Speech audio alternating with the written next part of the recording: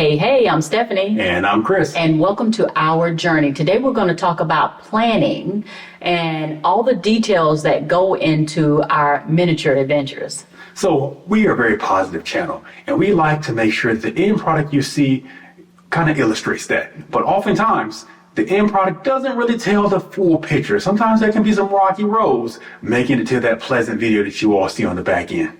So we want our channel to be as realistic as possible, and we don't want to be like some social media influencers and they only show you the good part. So we want to go into this particular trip that fell through just recently. Yeah, so let's use a potential future trip to illustrate how rocky the road can actually be. Yeah. So Stephanie and I was sitting around a few weeks back and we thought, wow, it'd be really nice to go back to Vegas again. You know, Vegas is one of my favorite places to shoot. Everything is professionally lit. You know, people take that opportunity to dress up really nicely and really show off their personality. And we thought the Super Bowl would be a great opportunity to really capture that energy. So we decided to hop on our cell phones and our computer and try to plan out a Super Bowl trip.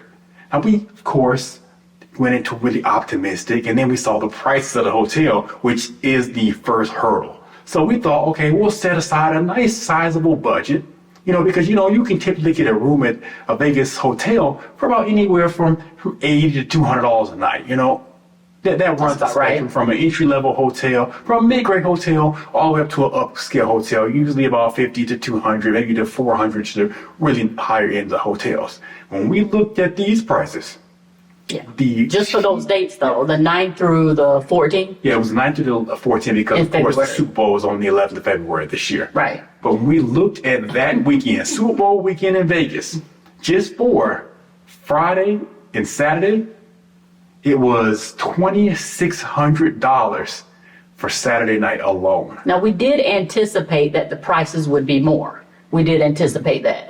But we had no idea that they were going to be that much more. Yeah. So that was interesting. Because my thought process is, we'll stay at a lower end hotel, you know, something like maybe the Luxor or the Excalibur on the Super Bowl weekend, and then check into one of the nicer hotels like the Bellagio or the Venetian the day after the Super Bowl, just to enjoy the rest of the Vegas trip and stay at a very nice hotel. Yeah, that still was going to cost us about $7,000 alone just for the hotel. Now, we haven't even gotten to talking about the Super Bowl tickets alone, so the budget was automatically just blew. We had to go back to the drawing table and come up with a new budget completely. And there is going to be a special hurdle when it comes to me in our adventures that we always have to try to figure out how to get around, and we have figured out how to get around it so far, but that's I don't fly. Krishan flies, so he'd get on the plane, go to the grocery store if he could. So, but that was a pleasant part because we have some really big plans to do some stuff on the West Coast. But of course, like Stephanie said, flying has always been an obstacle. But we looked at Amtrak and we're like, wow, this is a great opportunity. And what we found is they go to a lot of the places on the West Coast that we want to go to nonstop.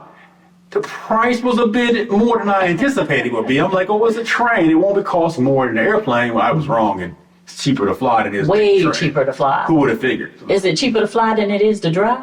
No, I wouldn't say that. Well, if you include the hotels and the time you would spend behind the wheel, then probably, yes, flight is the cheapest way to go if you include in all the extra costs. Now, you're probably thinking right now in the back of your head is, we could just drive. However, pause.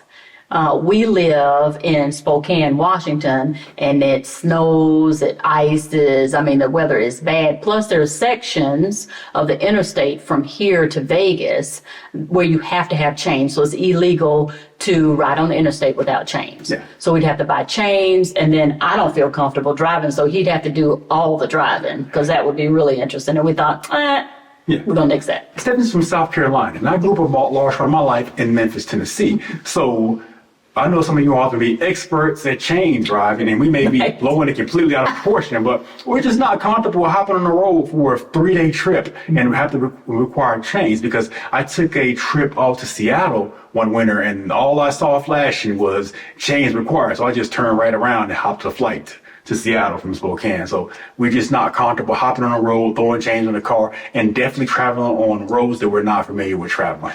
So that's going to be, even though when you think about, the train, and then you think about the hotels, and I don't think Super Bowl tickets were ever in budget. When you think about everything that's included that we thought about, we were how much total?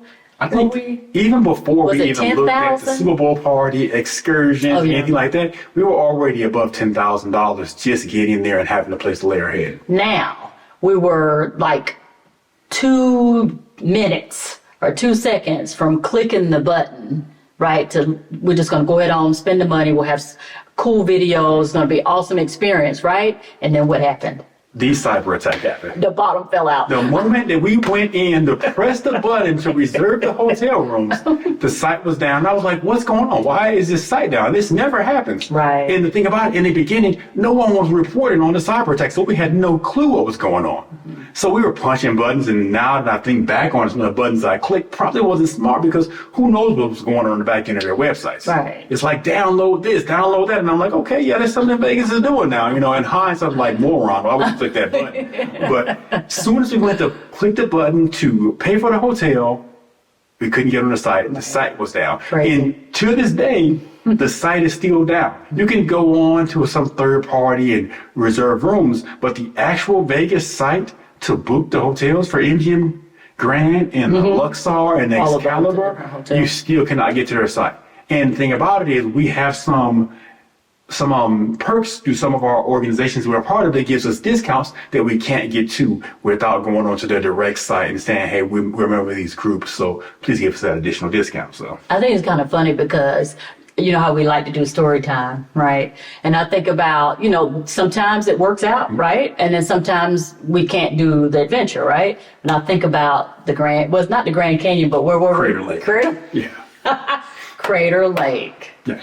So I made a call, and of course it wasn't like a year prior, because to get the hotel that's actually inside Crater Lake, you have to call probably a year in advance, and I called like maybe 3 or 4 months in advance. So the lady was like, well, we don't have anything in the park, but we have a hotel that's like right outside the park. And I'm like, cool.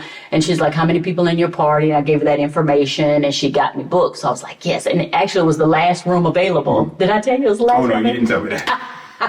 It was these cute little cabins. It was so adorable. It was like Hansel and Gretel. Right. So we thought we had everything booked. We thought everything was good. And then we got there and we were like, where's the hotel? So we asked the person at the entrance that was taking our, or looking at our card to make sure we're good to go for the park. Discovery Pass, yeah. And they're like, oh, it's 30 miles back this way.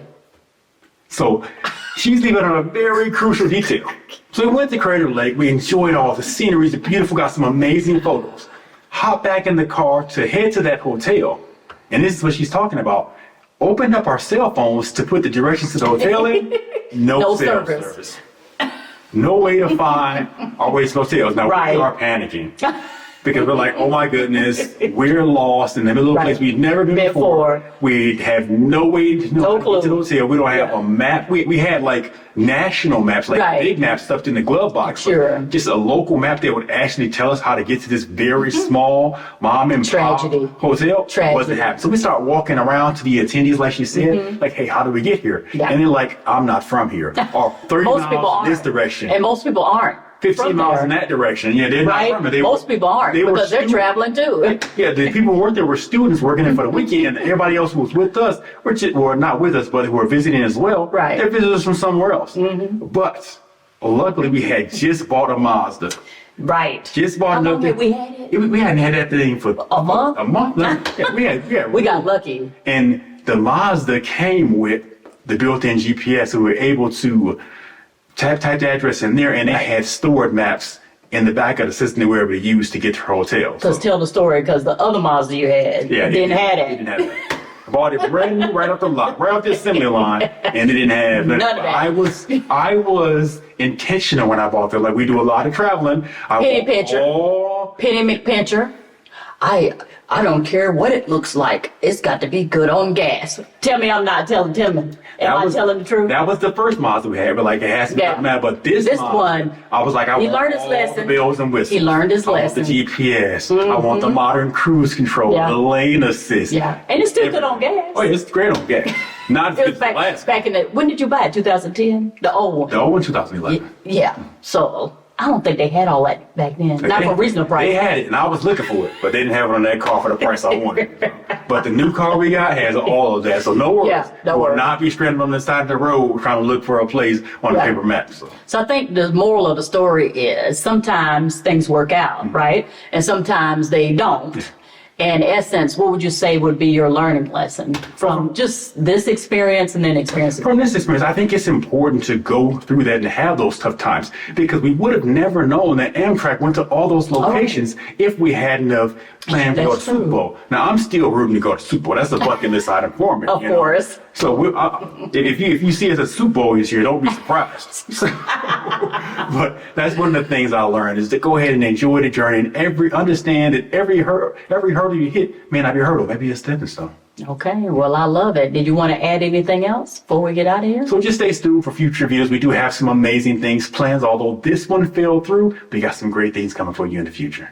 Well, thank you so much for joining us today. We really appreciate what we do. We enjoy it. And don't forget to do something nice for someone today, and you can do it. And don't forget, we're just ordinary people trying to do extraordinary things. Of course.